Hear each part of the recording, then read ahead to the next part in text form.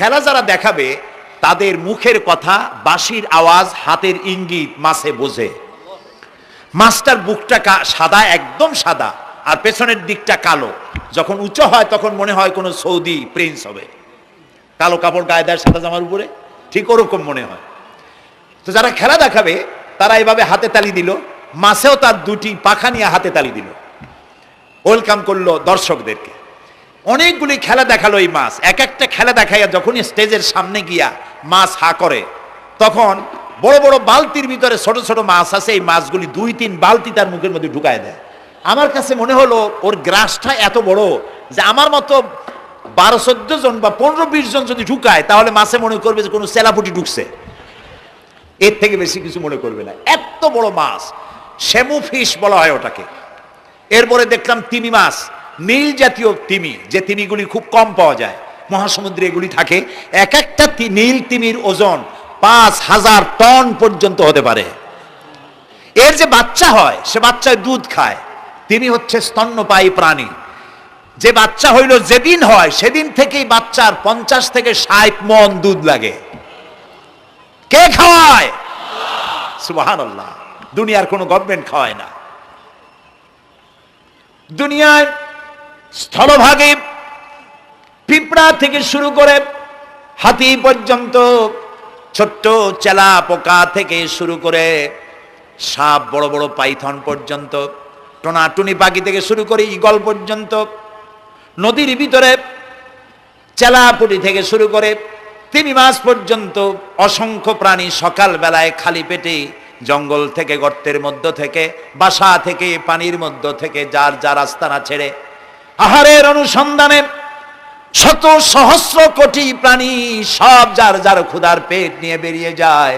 আল্লাহ রাব্বুল আলামিন বলেন, সন্ধ্যা হতে না হতে সবগুলির পেট ভরাইয়া যার যার বাসায় আমি ভিড়াইয়া দেই। ইন্নাল্লাহা হুয়ার রাজ্জাকু যুল কুওয়াতিল মাতিন। খেতে দেওয়ার মালিক কে? সেই আল্লাহর এই গুণকে, এই গুণাবলীকে বিশ্বাস করতে হবে। খেতে দেওয়ার মালিক তিনি কেবলমাত্র। সন্তান হয় না, দেওয়ার মালিক কে? বলেন জোরে। হাসাবার মালিক কে? কাঁদাবার মালিক কে? সুখ দেওয়ার মালিক কে? দুঃখ থেকে উদ্ধার করার মালিক কে? হায়াতের মালিক কে? মওতের মালিক কে? ফাআলুন লিমা ইউরিদ। যা খুশি তাই তিনি করতে পারেন। সুবহানাল্লাহ বলে। কোন? কাফ আর নুন, দুটি অক্ষর। যখন যা ইচ্ছে করে হয়ে যায়।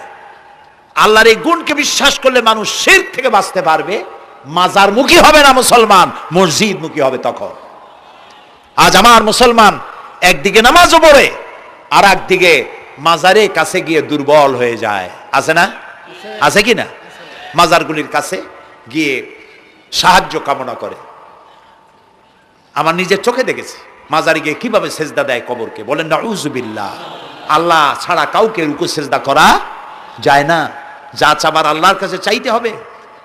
ওয়াইজা সাআলতা ফাসআলিল্লাহ ওয়াইজা ইসতাআনতা ফাসতাইন বিল্লাহ।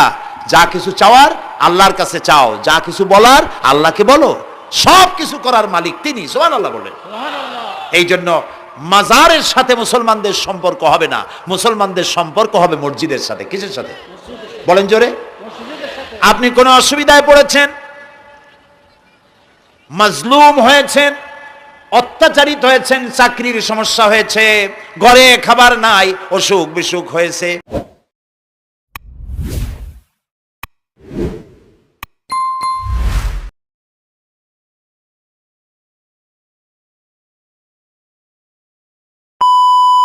নানান ধরনের সমস্যায় পড়েছেন, কোনো মাজার নয়, কোনো পীর নয়, মসজিদের ভিতরে চলে যান, উজু করে মসজিদে ঢুকে 2 রাকাত কাজায়ে হাজাতের নামাজ পড়েন। রাসূলুল্লাহর উপরে যখনই বিপদ হতো তিনি নামাজে দাঁড়ায় যেতেন। সুবহানাল্লাহ বলো। আপনি কেন যাবেন একটা কবরের কাছে? আপনার সাহায্য কামনার জন্য কোনো পীর নয়, আপনার সাহায্যের জন্য কোনো কবর নয়। সাহায্য পাওয়ার জন্য কে?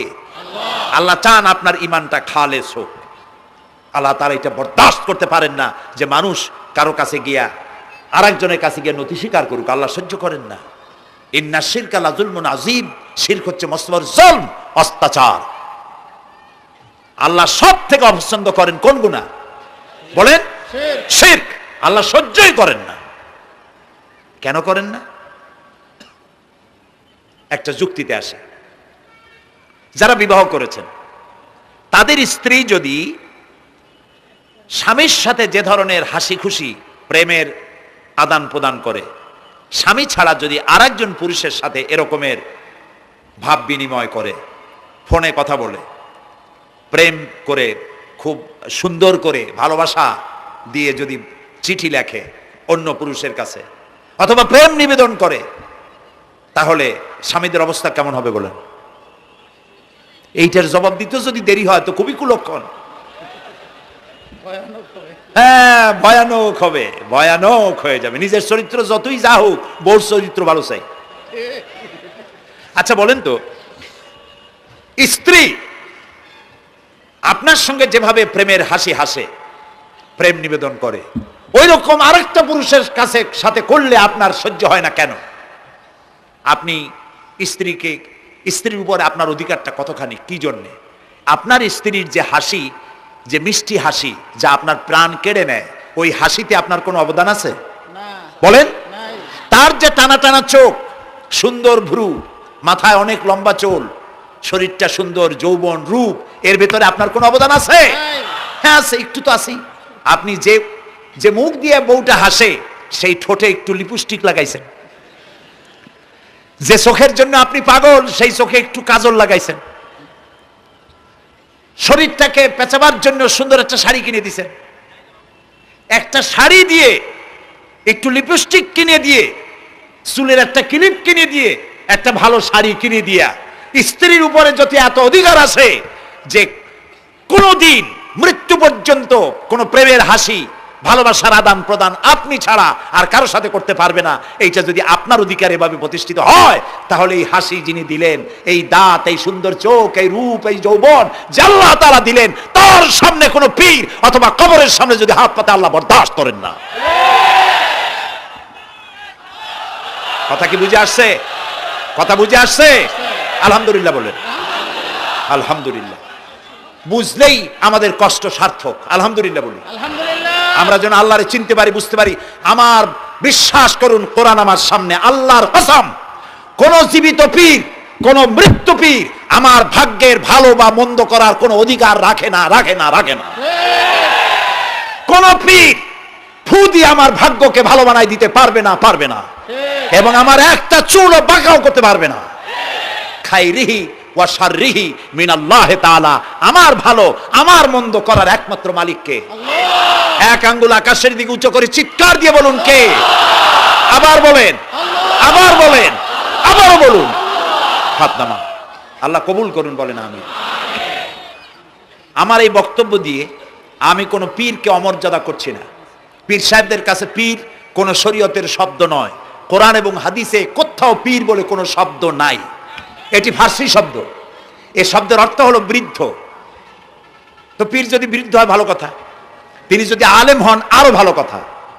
কিন্তু বাপ পীর ছিল, উনিও সেই সুবাদে পীর।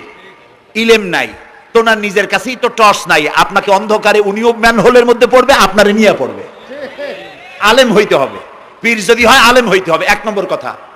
দুই নম্বর কথা হলো, তিনি ব্যবসায়ী হবেন না। ধর্মের নামে তিনি ব্যবসা করবেন না। তিনি মানুষকে হেদায়েতের পথ দেখাবেন। প্রয়োজনে জেলে যাবেন, প্রয়োজনে ফাঁসির মঞ্চে দাঁড়াবেন। তিনি নিজেকেই ইসলামের সব আমি করি, আর ইসলাম কারো কাছে নাই। যারা ইসলাম করলো 70-80 বছর ধরে, রাজনীতির পথ দেখালো, তারা ইসলামের দল না, ওনারটাই ইসলামের দল। এই ধরনের ফাজলামি বক্তব্য থেকে বিরত থাকতে হবে। এই ধরনের বেয়াদবিপূর্ণ বক্তব্য থেকে বিরত থাকতে হবে। আমার দোকানে খাঁটি ঘি পাওয়া যায়, আর কারো দোকানে খাঁটি ঘি পাওয়া যায় না। ইসলাম নিয়ে এই ধরনের মনোপলি বিজনেস করতে দেওয়া হবে না। প্রিয় ভাই সব, আমরা পীর সাহেবদের চিনি। পীর ছিলেন শাহজালাল রহমতুল্লাহ আলাইহি। সুবহানাল্লাহ। যুদ্ধ করা লাগে না, আজান দিয়েছেন, মূর্তির মাথা ভাঙ্গা চুর চুর হয়ে পড়ে গিয়েছে। গৌর গোবিন্দ পলায়া কুল পায় নাই। লোকেরা যায় তার মাজারে গিয়ে গজাল মাছ জিয়ারত করে আসে, কিন্তু তরবারিটা দেখে আসে না। দোধারি তরবারি এখনো আছে। সুবহানাল্লাহ বলেন। পীর ছিলেন হযরতে বাহাউদ্দিন নকশবন্দি, মুজাদ্দিদ আল ফিসানি রহমতুল্লাহ আলাইহি, বড় পীর আব্দুল কাদের জিলানী রহমতুল্লাহ আলাইহি, খাজা মঈনুদ্দিন চিশতি রহমতুল্লাহ আলাইহি, খান আলী রহমতুল্লাহ আলাইহি। কত ওলিউল্লাহর মাজার দিয়ে আমার দেশ ভরা, আলহামদুলিল্লাহ কর। আলহামদুলিল্লাহ। এরা একদিকে মানুষকে মুরিদ বানায়া মুরিদের টাকা দিয়ে নিজেদের পকেট ভরেন নাই। ওনারা এরকম করতেন না, এইরকম করতেন। আর রাসূলুল্লাহ বলেছেন এই রকমের হাতের মর্যাদা নাই, এই হাতের মর্যাদা। আমি পীর দেখছিলাম, বাইতুল শরীফের পীর হযরত শাহ আব্দুল জব্বার সাহেব, আল্লাহ তাআলা জান্নাতুল ফেরদাউসের মেহমান বানায়নি।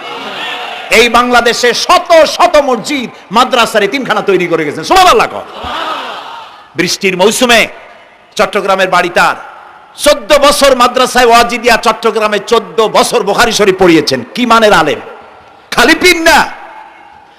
মুরিদরা যত টাকা দিত এই টাকা দিয়ে বড় বড় মাদ্রাসা মসজিদ করেছেন। আর বৃষ্টির সময় সাথী সঙ্গী নিয়ে বস্তি এলাকায় যেতেন, পলিথিন দিয়া ছাওয়া, বাচ্চা আর তার স্বামী নিয়ে কাতরায় এক কোনায় বসে আছে, খাবার নাই, চাউল নাই, অসুস্থ, তাদের চাউল দিয়ে আসতেন, তাদের রান্না করার শাকসবজি দিয়ে আসতেন, ওষুধ দিয়ে আসতেন, হাড়ি পাতিল দিয়ে আসতেন।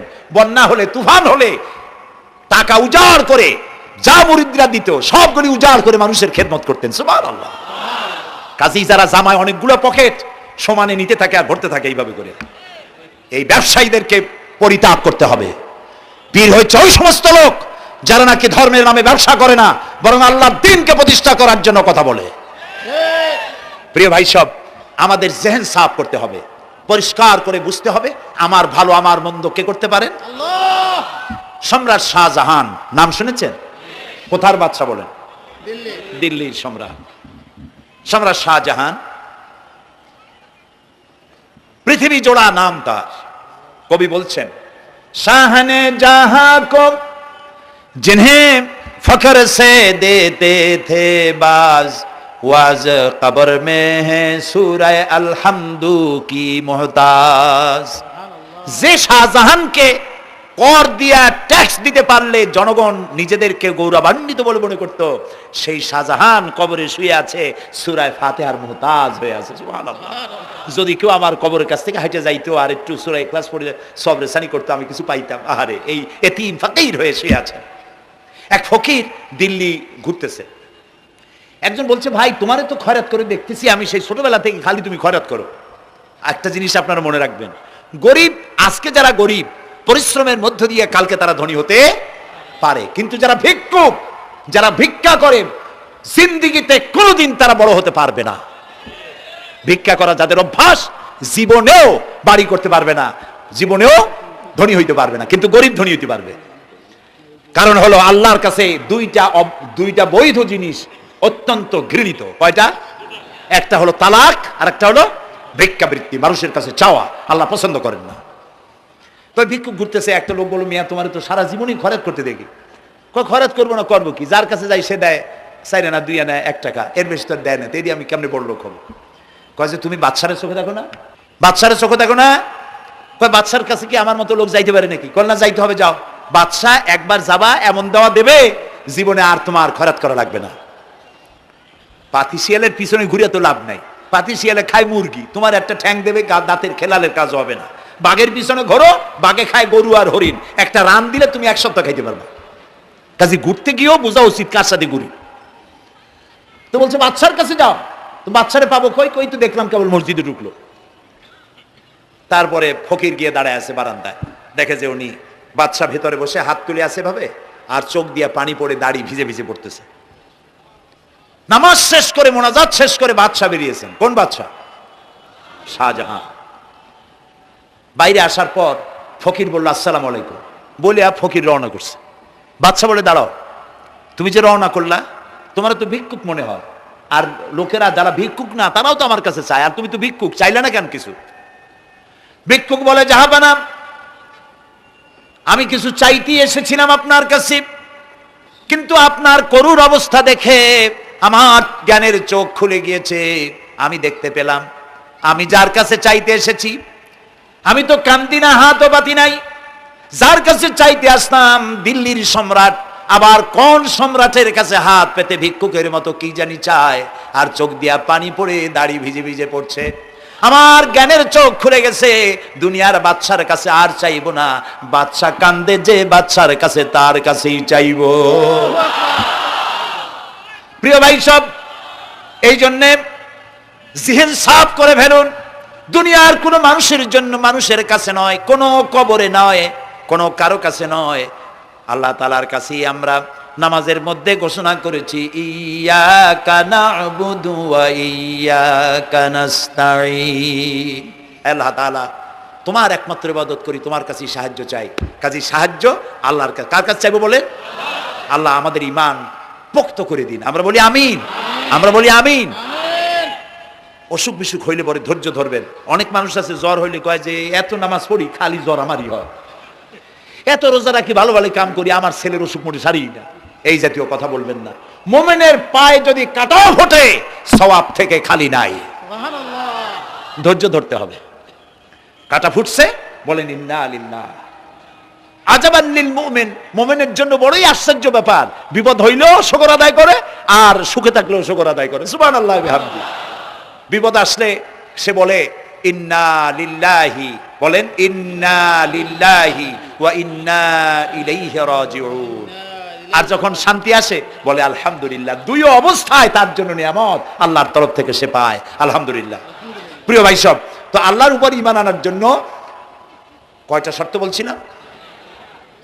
এই যে প্যাচ লেগে গেছে, কয় যে তিনটা। আল্লাহর উপর ঈমান আনার জন্য শর্ত কয়টা? চারটা। চারটার বলছি কয়টা? দুইটা। আরেকটা হচ্ছে আল্লাহর কুদরত, এ বিশ্বাস করা। আল্লাহর কুদরত মানে শক্তি। আল্লাহর কিছু বিশ্বাস করবেন, বলেন জোরে? শক্তি। আকাশ এবং জমিনের শক্তিশালী কে? কিন্তু আমার দেশের জনগণ, কিছু কিছু রাজনীতিবিদরা বলে জনগণই নাকি সকল ক্ষমতার, সকল শক্তির উৎস। কি পাগল! তুমি ক্ষমতার উৎস? নাকের মধ্যে ময়লা, দাঁতে ছাটা, পেটের মধ্যে দুর্গন্ধ ভরা, ক্ষমতার উৎস? আশ্চর্য কথা।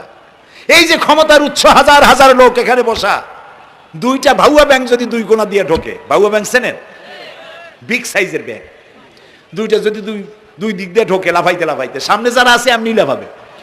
অন্তত টঙ্গী তামিরুল মিল্লাত মাদ্রাসা ছাড়াইয়া তারপরে ফিরে তাকায় বলবে, ভাই আমরা দৌড়াই কেন? ব্যাংকের সামনে অসহায়, বল্লা ভীমরুলের সামনে অসহায়, সাপের সামনে, বিচ্ছুর সামনে অসহায়, তারা কয় সকল ক্ষমতার উৎস জনগণ। কপাল পোড়া। ক্ষমতার উৎস জনগণ নয়, এটা কোরআনের সাথে কন্ট্রাডিকশন হয়। এ কথায় আল্লাহ বলেছেন আন্নাল কুওয়াতা লিল্লাহি জামিয়া। সকল ক্ষমতার উৎস কে? চিল্লায় বলো আল্লাহ। ক্ষমতা কি দেখছেন? মাত্র 1.5 মিনিট। কয় মিনিট? মাত্র 1.5 মিনিট। আল্লাহ বলেছেন কোন? সাথে সাথে তামিলনাড়ু, মালয়েশিয়া, ইন্দোনেশিয়া, থাইল্যান্ড, মালদ্বীপ, শ্রীলঙ্কা 2 লক্ষ লোক শেষ, 1 লক্ষের খোঁজ নাই।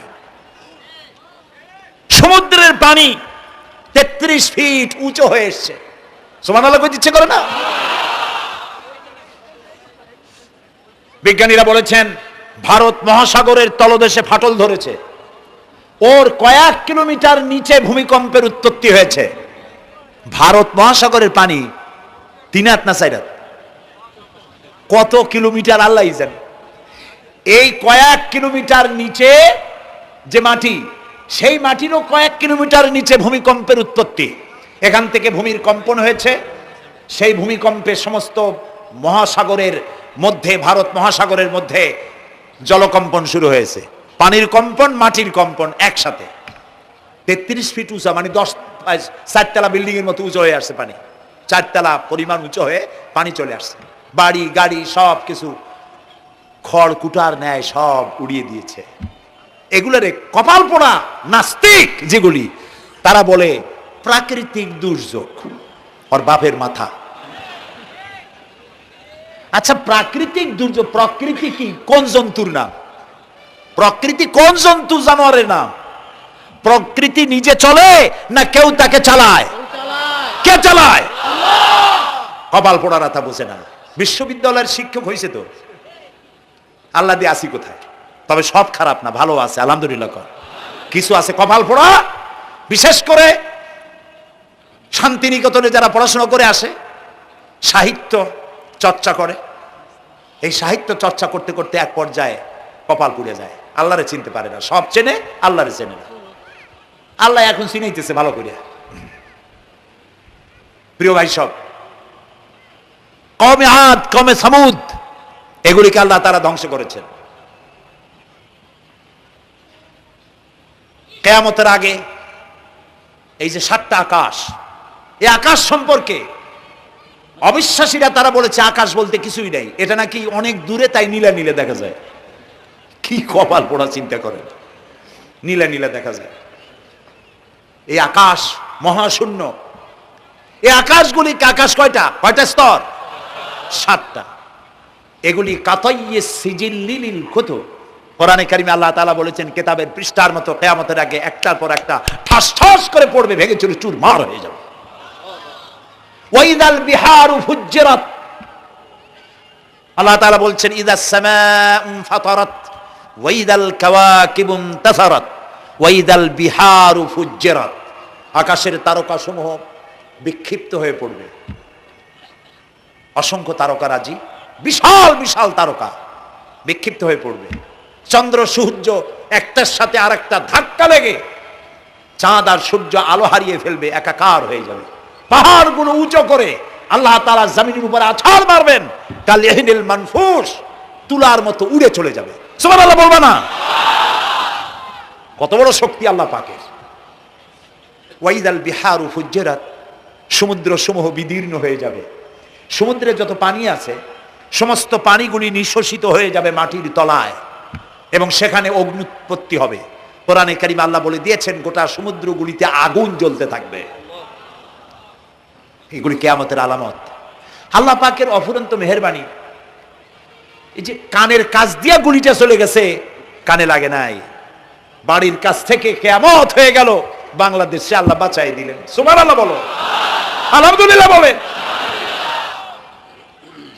আমাদের প্রতিবেশী দেশগুলিতে যেভাবে আঘাত লাগছে, ওর 1000 ভাগের 1 ভাগের আঘাত কয়েক সেকেন্ড যদি বাংলাদেশে হতো, আমাদের সব অপরিকল্পিত শহর, রাজুক পারমিশন দিয়েছে 3 তলার, করা হয়েছে 7 তলা। এইভাবে অপরিকল্পিত যত বিল্ডিং আছে এগুলি পচা সিমেন্ট দিয়ে, পচা ইট দিয়ে তৈরি করা হয়েছে। 2-3 সেকেন্ডের ভূমিকম্প যথেষ্ট এই শহর লন্ডভন্ড করে দেওয়ার। অসংখ্য মানুষ মারা যাবে, অসংখ্য বাড়িঘর শেষ হয়ে যাবে। এদেরকে রেস্কিউ করার মতো মডার্ন ইকুইপমেন্টসও গভর্নমেন্টের কাছে নাই। এই জন্য আল্লাহর কাছে সেজদা দিয়া গুনার তওবা করতে হবে, আল্লাহ আমাদের মাফ করে দাও, আমার এই গরিব দেশটাকে কিয়ামত পর্যন্ত এই গজব থেকে বাঁচাও।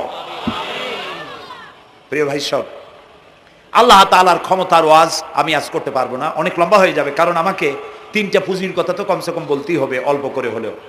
শুনবেন তো? আল্লাহ তৌফিক দিক, বলেন আমিন। আল্লাহ তাআলার ক্ষমতায় বিশ্বাস করা, তার প্রচন্ড ক্ষমতা, যা খুশি তাই বলেন করতে পারেন। মরাকে জিন্দা, জিন্দাকে মারতে পারেন, মরুভূমিতে ফুল ফুটাতে পারেন। সুবহানাল্লাহ, যা খুশি তাই করতে পারেন। এই শক্তি সহকারে আল্লাহকে বিশ্বাস করতে হবে। 4 নম্বরে আল্লাহর হুকুম এবং হাকাম, আদেশ নিষেধ। আমি আল্লাহরে বিশ্বাস করি, এই কথার কোনো দাম নাই যদি তার আদেশ না মানি। এই কথার কোনো দাম নাই যদি তার নিষেধকে আমি আমার জীবনে প্রত্যাহার না করে চলতে পারি। মুসলমান বলে দাবি করার কোনো মূল্য নেই। একদিকে নামাজ পড়ি, আর একদিকে ওজনে কম দেয়, খাদ্যে ভেজাল দেয়, বেপরদা করি, মিথ্যা কথা বলা হয়, ওজনে কম দেয়, খাদ্যে ভেজাল দেয়, জমিনের আইল ঠালে আমানতের খেয়ানত করে। আল্লাহর হুকুম মানা হলো না, রাসূলের আদেশ মানা হলো না। আল্লাহর উপর ঈমান আনার জন্য 4র্থ শর্ত হচ্ছে আল্লাহ যা বলেছেন মাথা নত করে মেনে নিতে হবে, বলতে হবে সামি'না ওয়া আতা'না। বলেন সামি'না ওয়া আতা'না, শুনলাম আর মেনে নিলাম। বলেন তো জোরে, শুনলাম আর মেনে নিলাম। সুবহানাল্লাহ বলেন। মুমিনেরা এই প্রশ্নই করবে না মদ হারাম কেন, মুমিনেরা এই প্রশ্নই করবে না জুয়া হারাম কেন, মুমিনেরা এই প্রশ্নই করবে না জিনা হারাম কেন। একটাই জবাব, মদ হারাম কেন? আল্লাহ হারাম করেছেন তাই হারাম। জিনা হারাম কেন? আমার আল্লাহ হারাম করেছেন তাই হারাম। জুয়া হারাম কেন? আমার আল্লাহ হারাম করেছেন তাই হারাম। কোনো যুক্তি নাই। যুক্তির, আল্লাহর নিষিদ্ধ জিনিসে যুক্তি তালাশ করে কেবলমাত্র শয়তান। আল্লাহর আদেশ নিষেধের যুক্তি তালাশ করে কে? শয়তান। মুমিনের কাজ হলো সামি'না, বলেন, ওয়া আতা'না, শুনলাম আর মানলাম, বাস, শেষ কথা, খালাস। এই গেল, চারটি শর্ত পুরো হয়ে গেল। এই চারটি শর্ত যদি পূরণ করতে পারি তাহলে আল্লাহরে বিশ্বাস করছি এটা প্রমাণিত হবে, এটা জাস্টিফাই হবে, এটা সত্যতা প্রমাণ হবে যদি আল্লাহর হুকুম মতো। এক নম্বরে হলো, আমি আবার কথাটা প্যাকেট করে দিই যাতে করে আপনারা বাড়ি নিয়ে যাইতে পারেন। আল্লাহর উপরে ঈমান এনেছি, এই কথাটাকে কমপ্লিট করার জন্য শর্ত কয়টা? চারটা। এক নম্বরে আল্লাহর অস্তিত্বে বিশ্বাস, বলেন আল্লাহর অস্তিত্বে বিশ্বাস। দুই নম্বরে আল্লাহর গুণাবলীতে বিশ্বাস। তিন নম্বরে আল্লাহর ক্ষমতায় বিশ্বাস। চার নম্বরে আল্লাহর আদেশ এবং নিষেধে বিশ্বাস, মান্য করে চলা। আল্লাহ যেন এই তৌফিক আমাদের দেয়, বলেন আমিন। আল্লাহ রাব্বুল আলামিন দুনিয়ায় শান্তি, আখিরাতে জাহান্নাম থেকে মুক্তি দেওয়ার জন্য আল্লাহ পাক আমাদেরকে একটা ব্যবসার কথা বলেছেন। ওই ব্যবসায় পুঁজি কয়টা? বলেন। তিনটা পুঁজি। বলছি কয়টা? দেখেন যে কেমনি প্যাঁচ লাগে।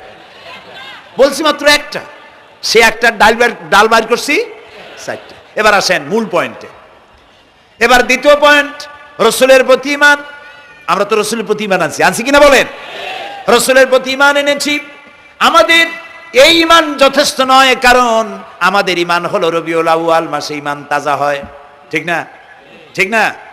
রবিউল আউয়াল মাস যখন আসি, ব্যানার টানাই, শামিয়ানা টানাই, রাস্তাগুলিতে ফ্ল্যাগ লাগাই আর আলোকসজ্জা করি। মন্ত্রীরা আসেন, নেতারা আসেন, সিরাতুন নবী মাহফিলে দাঁড়ায় বলেন নবীর আদর্শ অনুসরণ করা ছাড়া উপায় নাই। অথচ ওনার পা থেকে শুরু করে মাথা পর্যন্ত নবীর আদর্শ নাই। আবার এই নেতা রামকৃষ্ণ মিশনে, রামকৃষ্ণ পরমহংসদেব তার মঞ্চে গিয়ে বলেন রামকৃষ্ণের নীতির ছাড়া বিকল্প কিছুই নেই।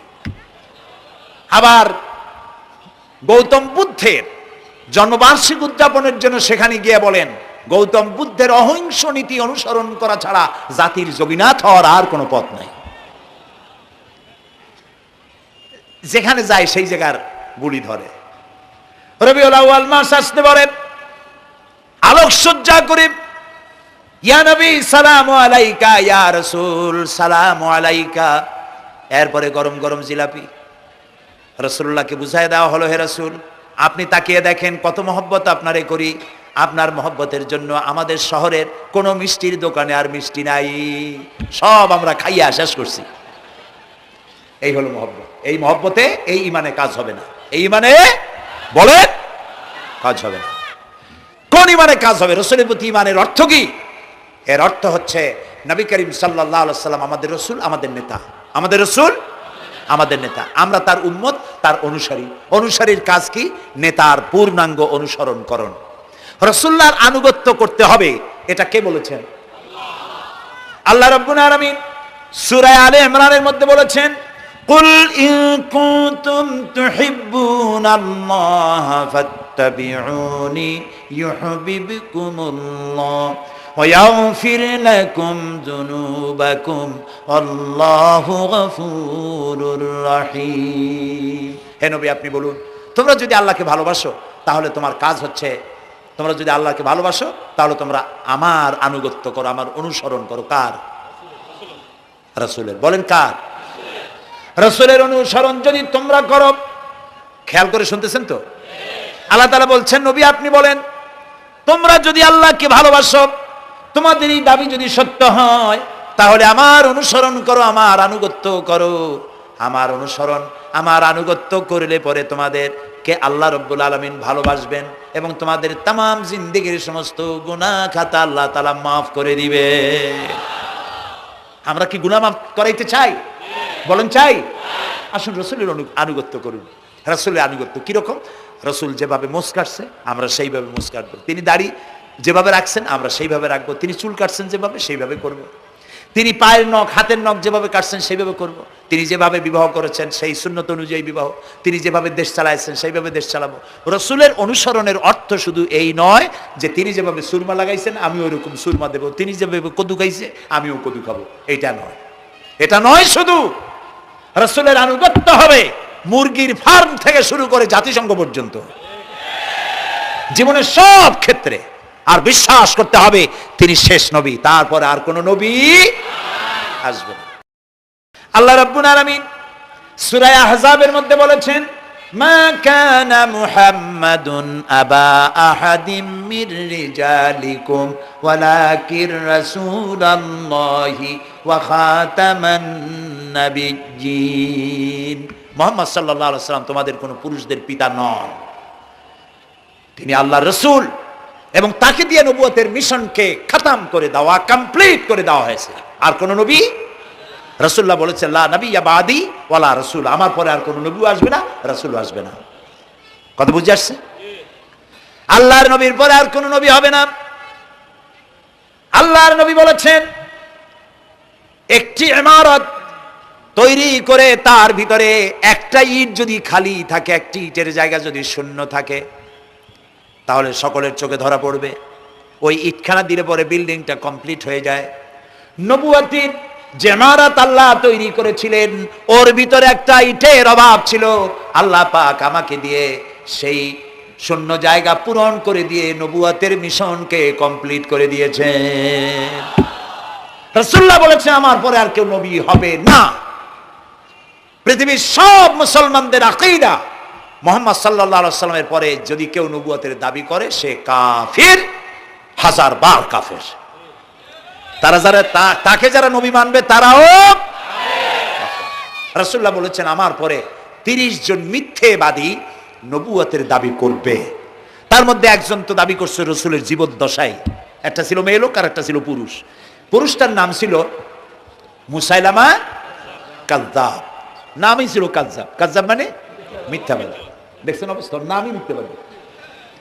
উম্মতেরা কইল যে আপনি তো একজন নবী, আমরা সৌভাগ্য আর দুর্ভাগ্য হোক আপনারা নবী বলে মানলাম।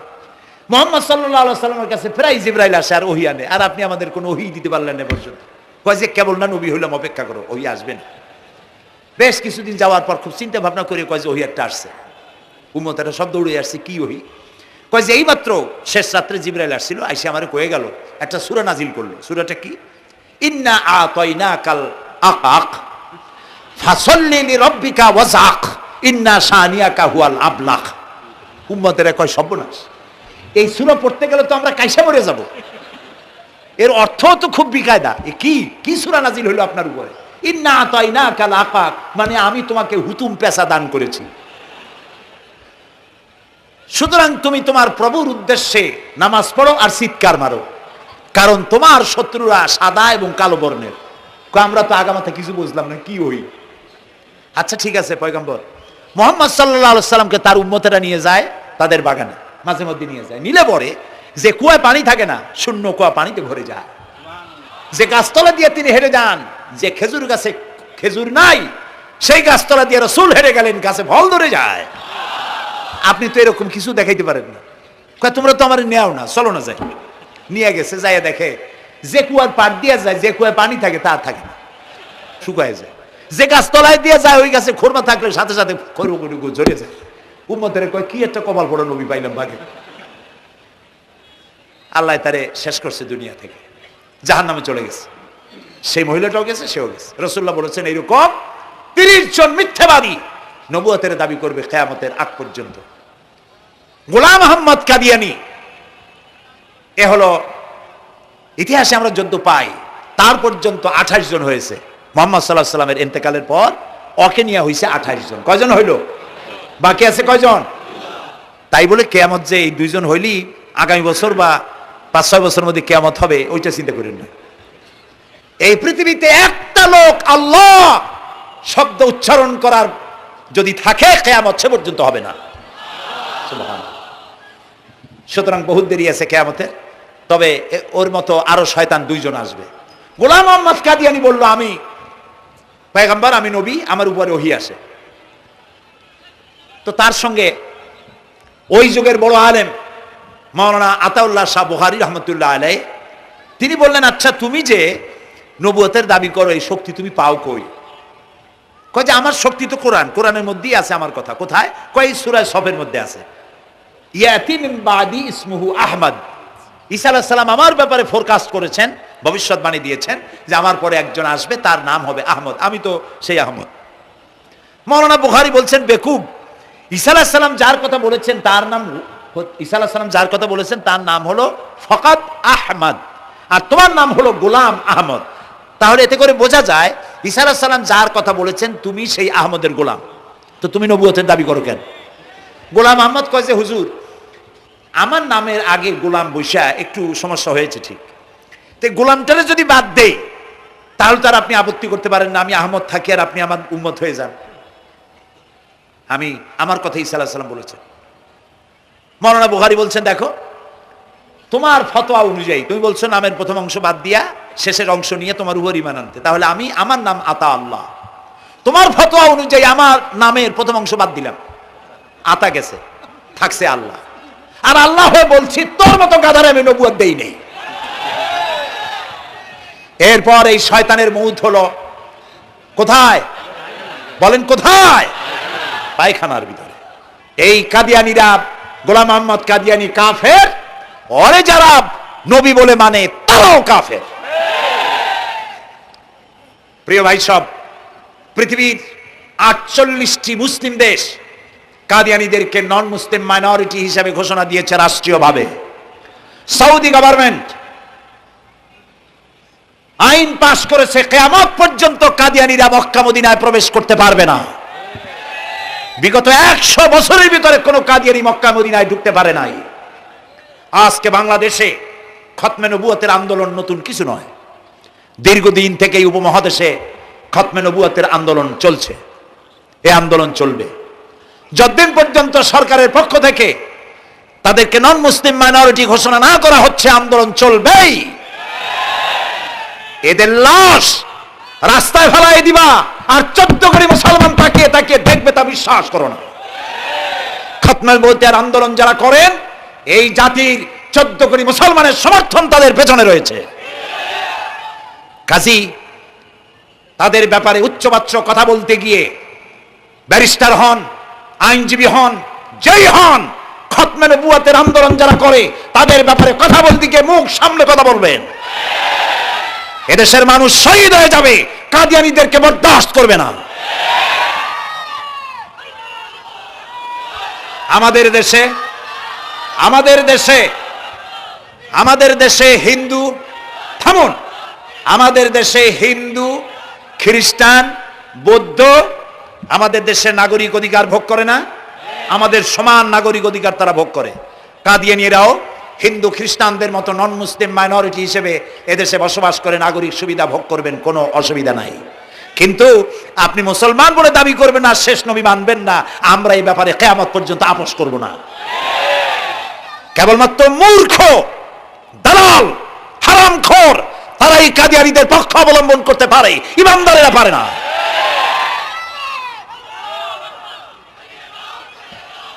কাদিয়ানীরা যে সব মসজিদ তৈরি করে, এগুলি মসজিদ নয়, এগুলি উপাসনালয়। হিন্দুদের মন্দিরকে যেভাবে আমরা সম্মান করি, ওদের উপাসনালয়কে সম্মান করি। কিন্তু কাদিয়ানীরা যতদিন মুসলমান নামের পরিচয় দিতে থাকবেন, আমরা আমাদের অধিকার আদায়ের জন্য সুশৃঙ্খলভাবে গণতান্ত্রিক পদ্ধতিতে আমরা এই অধিকার আদায়ের চেষ্টা করব। খতমে নবুয়তের আন্দোলন কোনো রাজনৈতিক আন্দোলন নয়, এটি আমাদের ইমানের আন্দোলন। যারা আন্দোলন করতেছেন তারা আমাদের ফরজে কিফায়ার দায়িত্ব পালন করছেন। প্রিয় ভাই সব, রাসূলের প্রতি ঈমান আনতে হলে এরকম ঈমান আনতে হবে, তারপরে আর কোনো নবী আসবে না। তারপরে কথা হলো তাকে অনুসরণ করতে হবে পায়ের নখকাটা থেকে শুরু করে মাথার চুল পর্যন্ত, জীবনের সব ক্ষেত্রে রাসূলের অনুসরণ করতে হবে। তিনি সেনাপতি ছিলেন, শ্রমিক ছিলেন, পিতা ছিলেন, নানা ছিলেন, স্বামী ছিলেন, ঠিক না? তিনি রাষ্ট্রপ্রধানও ছিলেন। আজকে যারা ধর্ম আর রাজনীতি আলাদা করেন তারা মুনাফিক, মুসলমান নয়, তারা কি? মুনাফিক। এই জন্য আমাদেরকে মনে রাখতে হবে নবী করিম সাল্লাল্লাহু আলাইহি ওয়াসাল্লাম রাষ্ট্র পরিচালনা করেছেন। যারা ধর্ম আর রাজনীতি আলাদা করেন তারা মুসলমান হিসাবে আল্লাহর কাছে পরিচিত হতে পারবেন না। প্রিয় ভাই সব, নবীজি মক্কা থেকে মদিনা এলেন, মদিনায় এসে রাষ্ট্রপ্রধানের দায়িত্ব পালন করলেন। আজ তিনি রাষ্ট্রপ্রধান, কোরআন হলো সংবিধান, কোরআনের আইন চালু করে দিলেন। চুরি বন্ধ হলো, ডাকাতি বন্ধ হলো, জেনা ব্যভিচার বন্ধ হয়ে গেল।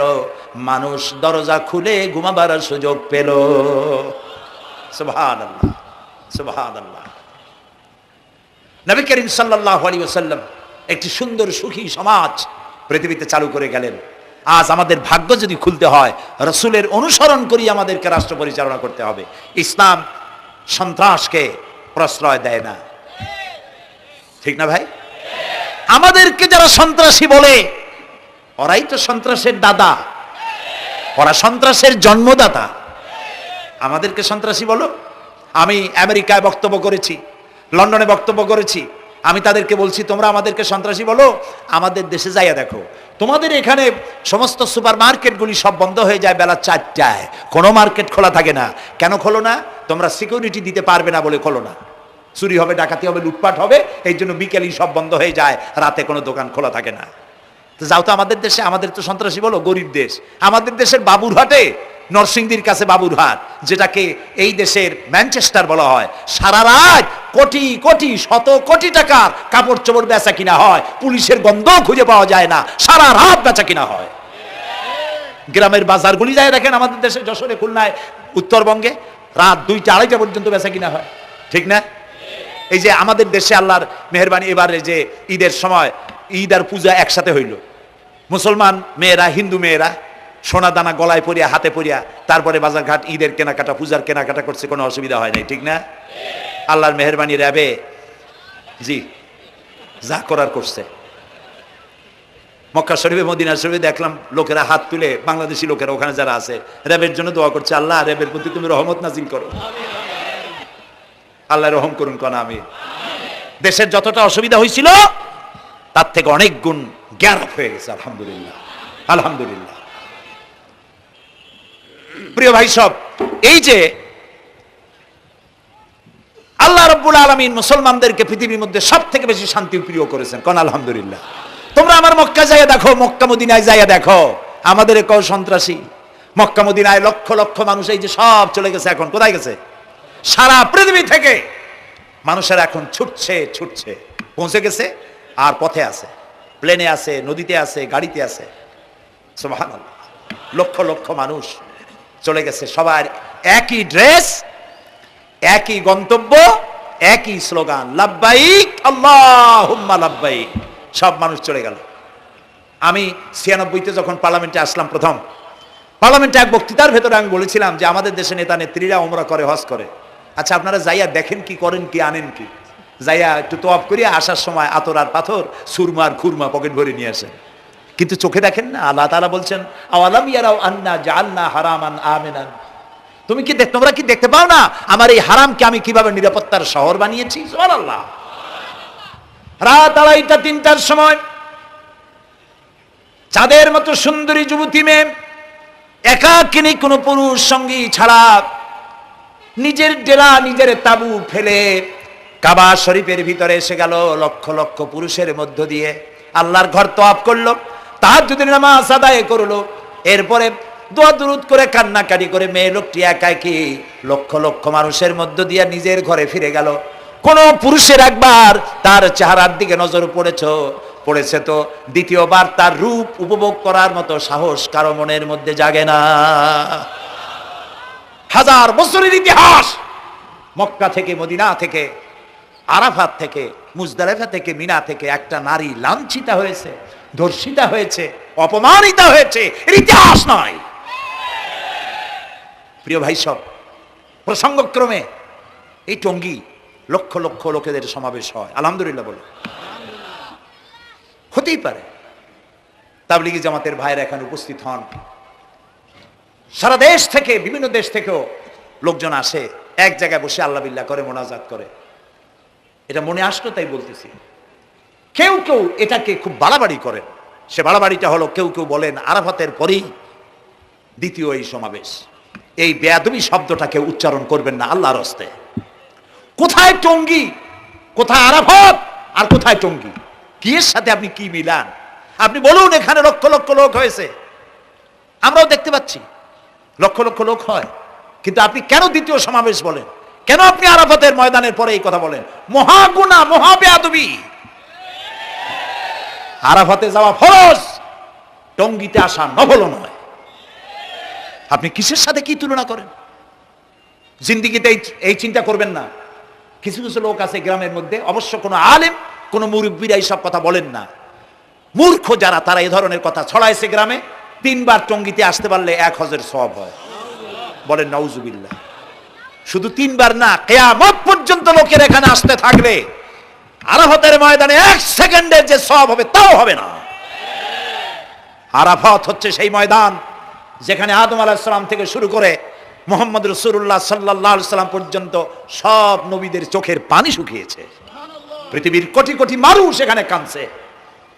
আর আল্লাহ রাসূল বলেছেন, আল হাজ্জুল মাবরুর লাইসা লাহুল জাযাউ ইল্লাল জান্নাহ। একটা কবুল হজের সওয়াব আল্লাহর কাছে বেহেশত দেওয়া ছাড়া আর কিছুই নেই।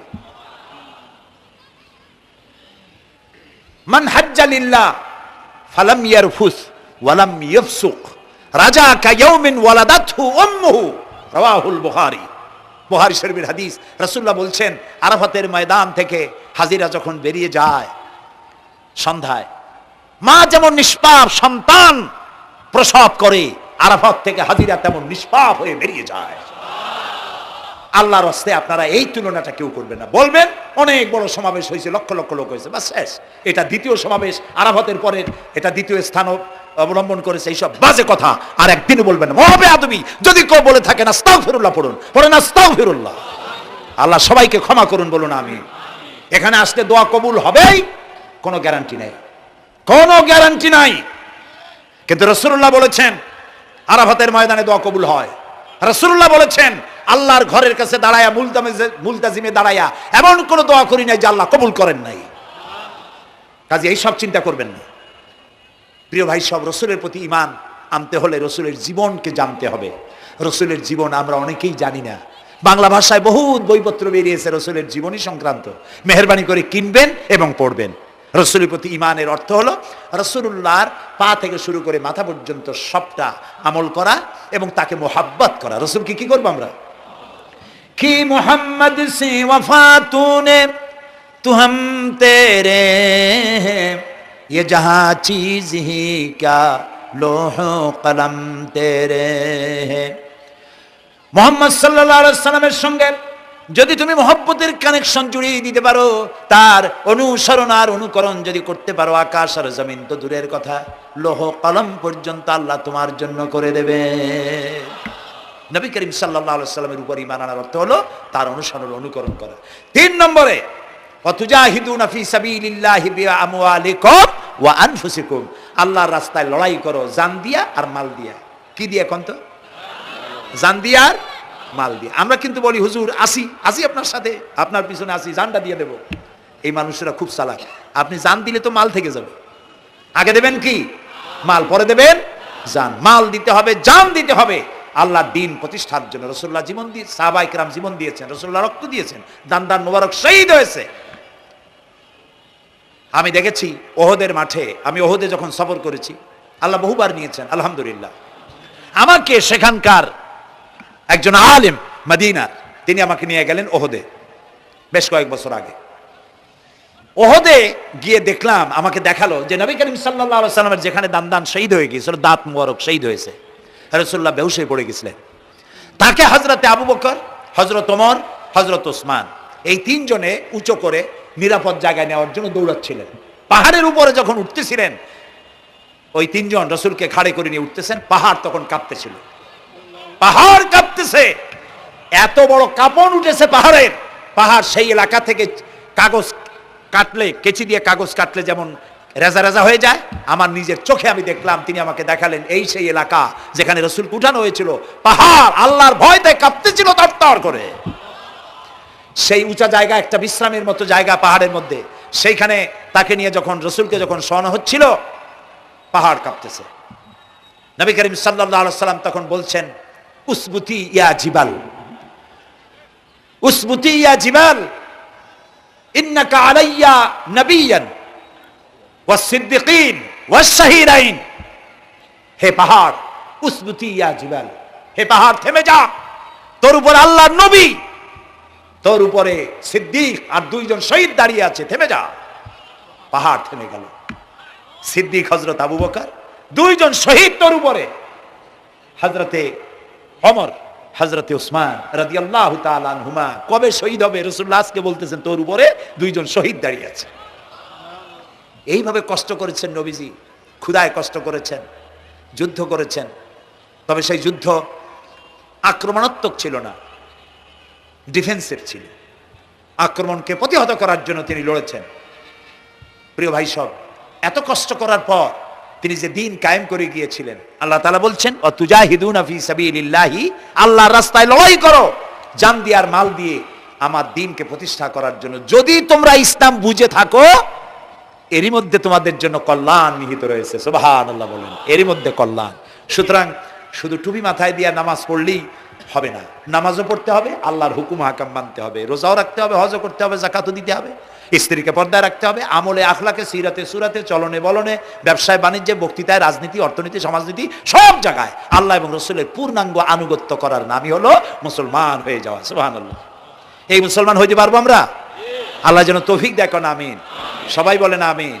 আমি এখন আপনাদের নিয়ে মোনাজাত করবো। মোনাজাতের আদব বসা, দাঁড়ানো ভাইয়ের একটু বসেন। এই যত মানুষ দাঁড়ায় আছেন মেহেরবানি করে একটু বসেন। আমি কিন্তু একবারও বলিনি আপনারা বসেন। দাঁড়ানো ভাইরা মেহেরবানি করে বসেন, মোনাজাত করবো আপনাদের নিয়ে। প্রায় 2 লক্ষ লোক মারা গেছে ভূমিকম্পে, আর 1 লাখের উপরে নিখোঁজ। তাদের জন্য দোয়া করবেন না? যে আল্লাহ আমাদের বাঁচাই দিলেন তার জন্য দোয়া শুকর আদায় করবেন না? সুতরাং বসেন, বসতে বলছি, দাঁড়াতে বলিনি। মোনাজাতের জন্য সবাই বসেন, আর একটু জোরে সরে জিকির করেন লা ইলাহা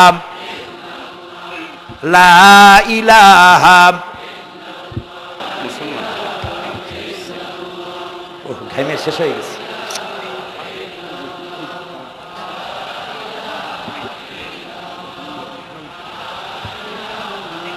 বয়স কত?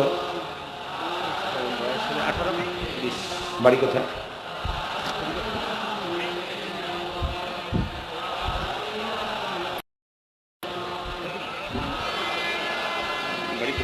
একটু জোরে লা ইলাহা।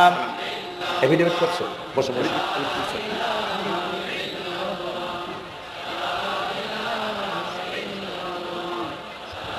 আচ্ছা, আমি তো মোনাজাতের কথা বলছি। মোনাজাত থুয়ে যদি কেউ হাঁটে তো এটা একটা বড় বদকিসমতির ব্যাপার।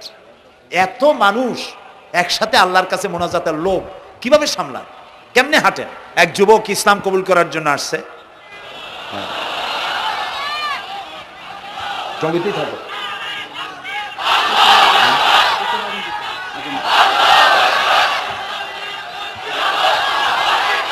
জি,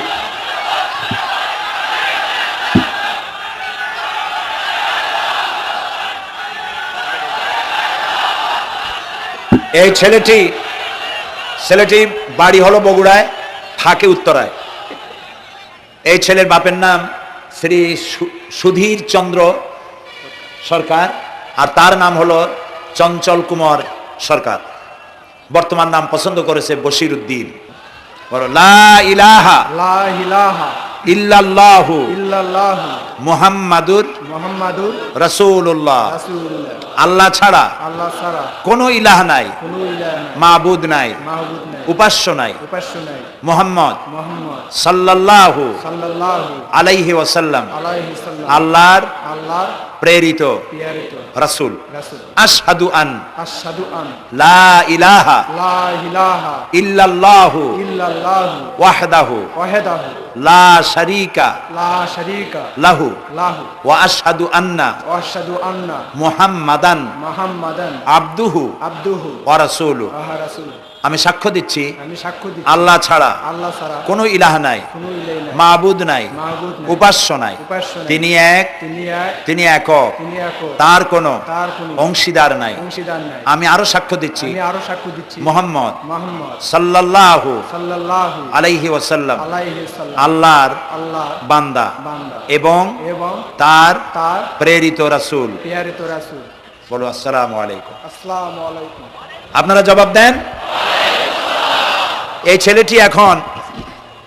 ছেলেটি এখন আমাদের মধ্যে নিষ্পাপ। আমাদের সকলের আমলনামায় পাপ আছে।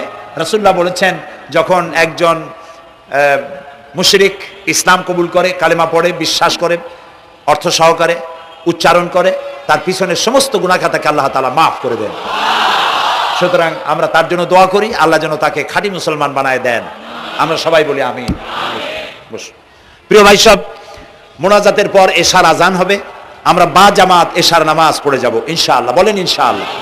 এত বড় জামাত আমরা কোথাও পাবো না, এবং জীবনে আরেকটা জামাত এরকম পাবো তার কোনো নিশ্চয়তাও নাই, ঠিক না ভাই? নামাজ আমরা আদায় করে যাব 5 ওয়াক্ত। কি বলে, এখানে সারা জীবন 5 ওয়াক্ত নামাজ সঠিকভাবে আদায় করব, আর এশার নামাজ আমরা এখানে জামাতে আদায় করে যাব। আর এই বিশাল মাহফিল তৈরি করতে অনেক খরচ হয়েছে। আপনারা নিশ্চয়ই দেখতে পান এত বড় প্যান্ডেল করতে কত টাকা খরচ হতে পারে, এবং তারা প্রচেষ্টা করেছে। আপনারা এই লাইটিং, মাইকিং, প্যান্ডেল, স্টেজ, তারপরে পোস্টার, গেট ইত্যাদি তৈরি করতে বহু টাকা খরচ হয়েছে। আপনারা যাওয়ার সময় মেহেরবানি করে তাদেরকে চতুর্দিকে ড্রাম এবং চাদর নিয়ে লোকেরা দাঁড়িয়ে থাকবে, আপনারা আল্লাহর রাস্তায় তাদেরকে কিছু সহযোগিতা করে যাবেন। রাজি আছেন আপনারা?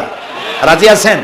আল্লাহ আপনাদেরকে তৌফিক দিন। মা বোনেরা যারা এসছেন, মা বোনদের জন্য আজকে তেমন কোনো কথা বলতে পারলাম না, তবে যা বলেছি নারী এবং পুরুষ সকলের জন্য সমভাবে প্রযোজ্য। আপনাদের জন্য একটু বেশি করতে হবে। এই রাসূলুল্লাহ বলেছেন, আল মারআতু ইজা সাল্লাত খামসাহা ওয়া সামাত শাহরাহা ওয়া আতাআত বালাহা ওয়া আহসানাত ফারজাহা। রাসূলুল্লাহ বলেছেন, যেসব মহিলারা 5 ওয়াক্ত নামাজ সঠিকভাবে আদায় করে, রমজান মোবারকের রোজা রাখে, সতীত্বের হেফাজত করে, স্বামীর আনুগত্য করে চলে, কিয়ামতের দিন ওই সব মহিলারা আল্লাহর জান্নাতের যে দরজা দিয়া খুশি সেই দরজা দিয়া জান্নাতে প্রবেশ করতে পারবে। সুতরাং আপনারা এই কথাগুলি মেনে চলুন, আল্লাহ আপনাদেরকে তৌফিক দিন। আমি মোনাজাত করব এখনই, আপনারা যাওয়ার সময় সকলে সহযোগিতা করে যাবেন। আর নামাজের জন্য একটি বই আছে, চরিত্র গঠনে নামাজের অবদান। আমরা যে নামাজ পড়ি অনেক সময় নামাজ হয় না। রাসূলুল্লাহ বলেছেন, সাল্লু কামা রাআইতুমুনি উসাল্লি, নামাজ পড়ো সেইভাবে যেভাবে আমাকে নামাজ পড়তে দেখো। জীবনের শ্রেষ্ঠ ইবাদত নামাজ, তাই যদি সঠিক না হলো তাহলে পণ্ডশ্রম হয়ে যাবে। এই জন্য নামাজ কিভাবে মানুষের চরিত্রে অবদান রাখে, আর নামাজটা কেমনে পড়তে হবে, রাসূলুল্লাহ কিভাবে পড়েছিলেন, সেটি আমার এই বইটিতে লেখা আছে। এটি চরিত্র গঠনের নামাজের অবদান। এখানে লাইব্রেরি আসছে, কোথায় আপনারা খুঁজে বের করে সেটা নিয়ে যাবেন। আর একটি হলো সূরা লোকমান। সূরা লোকমানের 2টা রুকুর তাফসীর করেছিলাম আমি চট্টগ্রামে, মাত্র 2 রুকুর তাফসীর। এই 2 রুকুর তাফসীর 5 দিনে শোনার পর 48 জন হিন্দু বৌদ্ধ মুসলমান হয়ে গিয়েছিল। যাকাত সম্পর্কে, মা বাপের অধিকার সম্পর্কে হযরতে লোকমান তার সন্তানকে যে নসিহত করেছে, সেই নসিহত 9টা নসিহত ছিল। ওই নসিহতগুলি আল্লাহর এত পছন্দ হয়েছে যে আল্লাহ তাআলা নিজে লোকমানের নসিহত কোরআন শরীফে উঠাই দিয়েছে। সুবহানাল্লাহ। সুতরাং আমার সন্তানদের ভালো করার জন্য এই নসিহতগুলি দরকার। এটির নাম যারা ক্যাসেট থেকে উদ্ধার করেছে, নাম হলো তাফসিরে সাইদি লোকমান। সূরা লোকমান এ পর্যন্ত 4টা তাফসির বেরিয়েছে তাফসিরে সাইদি নামে, যেগুলি আমি তাফসির করেছি চট্টগ্রামে। সেগুলি, এসব বই ওখানে পাওয়া যাবে। এই বইগুলি আপনারা লাইব্রেরি থেকে, এখানে মোবাইল লাইব্রেরি এসছে ঢাকা শহর থেকে, সন্ধান করে আপনারা নিয়ে যাবেন। আল্লাহ তাআলা আপনাদেরকে তৌফিক দান করুন। যাওয়ার সময় মাহফিলকে সাহায্য করে যাবেন, আর নামাজে সালাতুল ইশা আদায় করে যাবেন। আল্লাহুম্মা আমিন।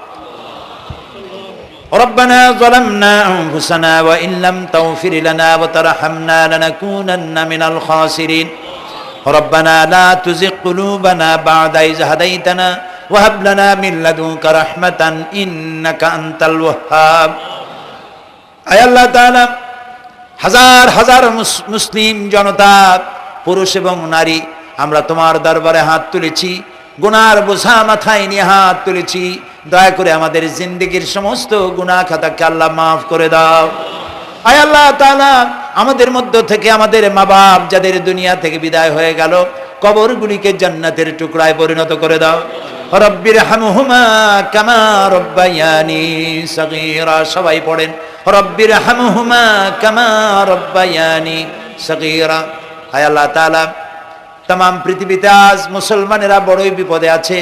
হায় আল্লাহ তাআলা, বিপদগ্রস্ত মুসলমানদেরকে তুমি সাহায্য করো রব্বুল আলামিন। ইরাকের মাজলুম মুসলমানদের হাতে ইরাকের জমিন উঠায় দাও। হায় আল্লাহ তাআলা, জালিমদেরকে তুমি নস্তনাবুদ করে দাও। আল্লাহ তাআলা, বাংলাদেশ আমাদের প্রিয় জন্মভূমি, এই দেশের উপরে তোমার খাস রহমত নাজিল করো। হায় আল্লাহ তাআলা, ভূমিকম্পে আশেপাশের দেশগুলির মারাত্মক ক্ষতি হয়ে গেল।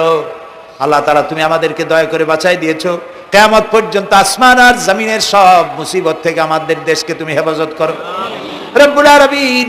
আমাদের স্ত্রী পুত্র পরিজন যাদেরকে তুমি দান করেছো, সবগুলিকে দিনদার, ইমানদার, নামাজি মুসলমান বানাইয়া দাও। আয় আল্লাহ তাআলা, এই মাহফিলের আয়োজন যারা করেছেন, কষ্ট করেছেন, পয়সা দিয়েছেন এবং দেবেন, সকলকে আল্লাহ তাআলা ইমানে কামেল সকলকে দিয়ে দাও। আমাদেরকে তোমার মকবুল বান্দাদের মধ্যে শামিল করে নাও। আল্লাহ তাআলা যারা হজে চলে গেছেন, যারা রাস্তায় আছেন যাওয়ার পথে, এবং আরো যারা যাবেন, আল্লাহ তাআলা সকলের যাতায়াত আসান করে দাও, সকলের হজকে কবুল করে নাও। যারা হজ করেন নাই এই মাঠে আজকে যারা উপস্থিত, মন চায় যেতে, আল্লাহ তাআলা তাদেরকে যাওয়ার ব্যবস্থা করে দাও। আল্লাহ তাআলা মা বোন যারা এসেছেন, মা বোনদের গুনাহ খাতাকে মাফ করে দাও, মা বোনদের অসুখ ব্যাধি মাফ করে দাও, তাদের কেমন আমল করার তৌফিক দাও যাতে করে কিয়ামতে হযরতে আয়েশা খাদিজার সঙ্গে আসর নসিব হয়ে যায়। আল্লাহ তাআলা তোমার কাছে আরেকটা দোয়া করি, আমাদের এই বাংলাদেশে যারা বোমা মারে, আমাদের এই বাংলাদেশে যারা গ্রেনেড হামলা করে, আমাদের এই বাংলাদেশে সন্ত্রাসী তৎপরতা চালায়া যারা মানুষ হত্যা করে, তুমি তাদেরকে হেদায়েত করে দাও, তুমি তাদেরকে হেদায়েত করে দাও, তুমি তাদেরকে হেদায়েত করে দাও। আল্লাহ তাআলা তোমার ইলমে যদি জানা থাকে ওদের নসিবে হেদায়েত নাই, তাহলে হামান, নমরুদ, সাদ্দাত, ফেরাউন এগুলারে যেমনে তুমি ধ্বংস করছো, বাংলাদেশে যারা গ্রেনেড হামলা করে, বোমা হামলা করে, মানুষ খুন করে, ওদেরকে গজব দিয়া, লানত দিয়া বাংলাদেশ থেকে চিরকালের জন্য বিদায় করে দাও।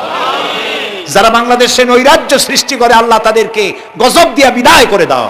হয় তারা হেদায়েত হোক, না হয় শয়তানদের হাত থেকে আমাদের দেশকে আল্লাহ তুমি রক্ষা করো। রব্বুল আলামিন, টঙ্গী বিরাট শ্রমিক এরিয়া, আল্লাহ তাআলা শ্রমিকদের স্বাস্থ্য ভালো রাখো, তাদের সকলকে নামাজ আদায় করার তৌফিক দাও। আল্লাহ তাআলা তাদের অভাব অভিযোগ দূর করে দাও। 4 দলীয় ঐক্য জোটের এই সরকারকে ইসলামের পক্ষে থাকার কাজ করার তৌফিক দান করে দাও। যত ওয়াদা নির্বাচনের আগে করেছিল সবগুলি ওয়াদা অক্ষরে অক্ষরে পালন করার তৌফিক দিয়ে দাও। আমি কয়েক সেকেন্ড আপনাদের জন্য ছেড়ে দিলাম, মাথা নিচু করে চক্ষু বন্ধ করে যার যা চাওয়ার দরকার আল্লাহর কাছে চান। এই বিশাল মাহফিলে আল্লাহ তাআলা দোয়া কবুল করবেন ইনশাআল্লাহ।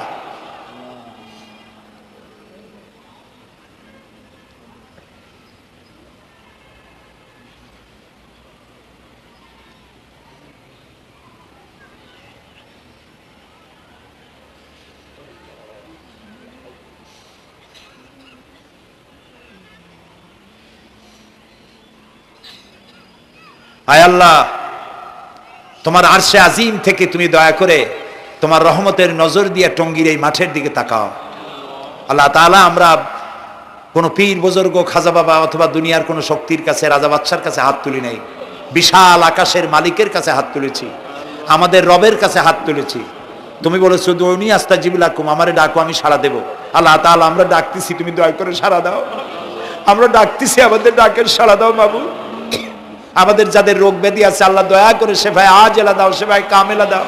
আল্লাহ তোমার কাছে আরেকটা বিনীত দোয়া করি, আল্লাহ তুমি আমাদের জন্মসূত্রে যেসব নিয়ামত আমাদের শরীরে দিয়েছো, নাক, কান, চোখ, হার্ট, কিডনি, চলৎ শক্তি, বলার শক্তি, আল্লাহ মৃত্যুর আগ পর্যন্ত শরীরের এসব নিয়ামতের একটাও সিনায় নিও না বাবু। আল্লাহ তাআলা তুমি আমাদের প্রতি দয়া করো, মেহেরবান হও। মাহফিলের আয়োজন যারা করেছেন আল্লাহ তাদের এই কষ্টকে তুমি কবুল করে নাও। কিয়ামতের দিন কোরআনের সুপারিশ আমাদের জন্য নসিব করে দাও। রব্বানা তাকাব্বাল মিন্না ইন্নাকা আনতাস সামিউল আলিম ওয়া তুব আলাইনা ইন্নাকা আনতাত তাওয়াবুর রহিম। সুবহান রাব্বিকা রাব্বিল ইজ্জাতি আম্মা ইয়াসিফুন ওয়া সালামুন আলাল মুরসালিন ওয়ালহামদুলিল্লাহি রাব্বিল আলামিন। ওয়াজআল আখিরা কালামিনা ইনদাল মাউত লা ইলাহা ইল্লাল্লাহু মুহাম্মাদুর রাসূলুল্লাহ। আসসালামু আলাইকুম ওয়া রাহমাতুল্লাহ।